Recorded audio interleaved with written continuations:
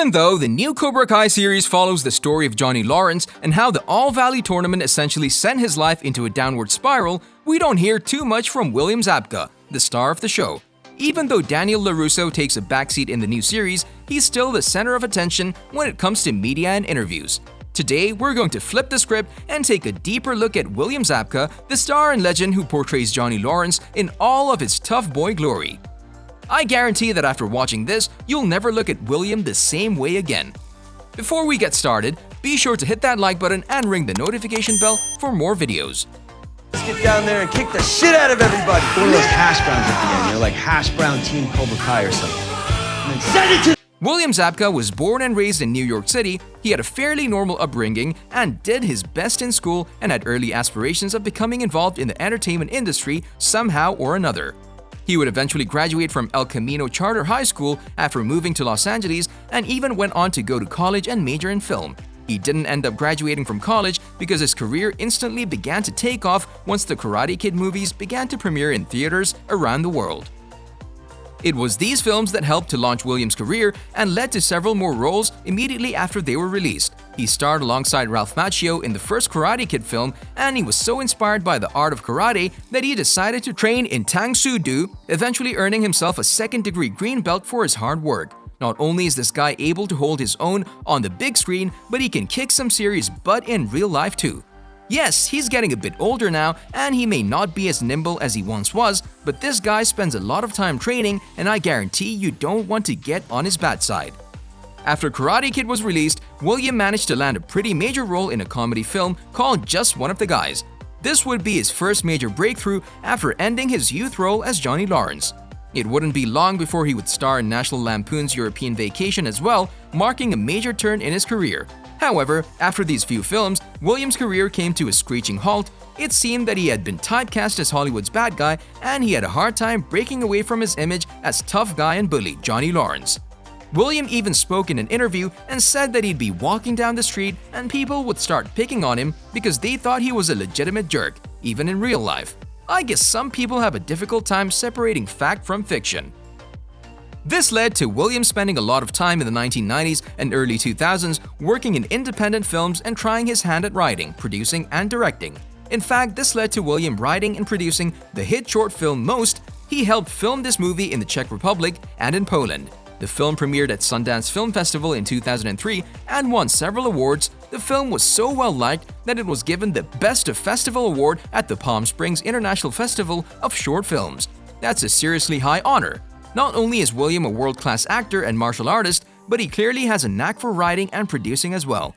After this, William would continue to make appearances at karate conventions all around the world, and it seems like he continued to live off of his image as the enemy of the Karate Kid, but there is a lot more to William that meets the eye. What did you do? You see. Alright, looks good. Did you know that William can speak Czech fluently? His family has a lot of history with the Czech Republic, which is likely why he filmed his movie there. Both of his grandparents are of Czech descent, so it makes sense that he spent a lot of time learning the language and soaking up the culture of the Czech Republic. But William didn't let his talents as an American actor, director, and writer go to waste after he finished up his film. In fact, he redirected his talents and began to work on several different music videos. One of his most popular music videos was for the band No More Kings. He had a long relationship with the band, and in 2007, he directed their music video for the song Sweep the Leg. I wanted to make a moment, I just wanted to be someone.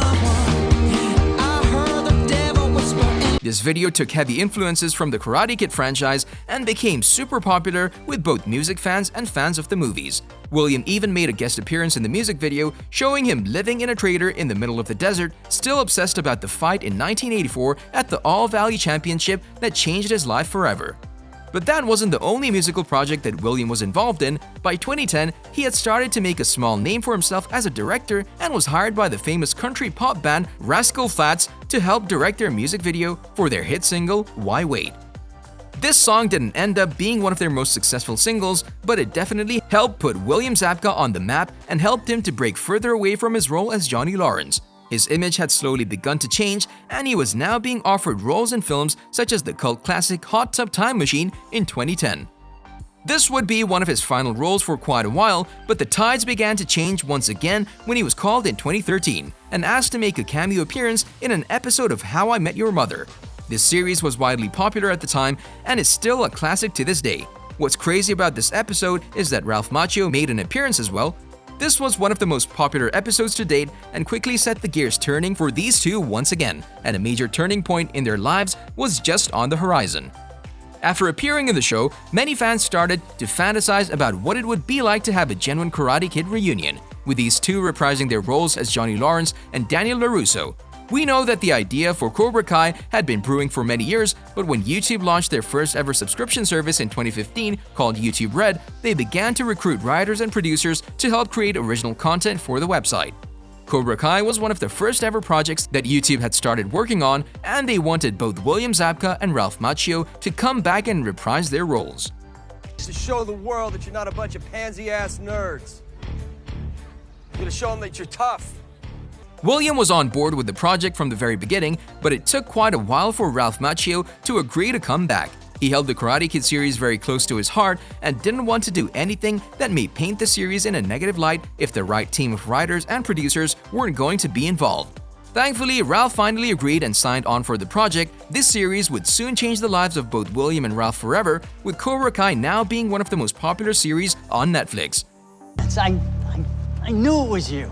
Holy, how the hell are you? Hey, man. The show is so popular that it has brought in tens of millions of dollars for Netflix, but did you know that William and Ralph are getting paid a crazy amount of money for the show? It has been reported that these two are bringing in a minimum of $100,000 per episode, per season. That means they're making more than $1 million for every season of the show.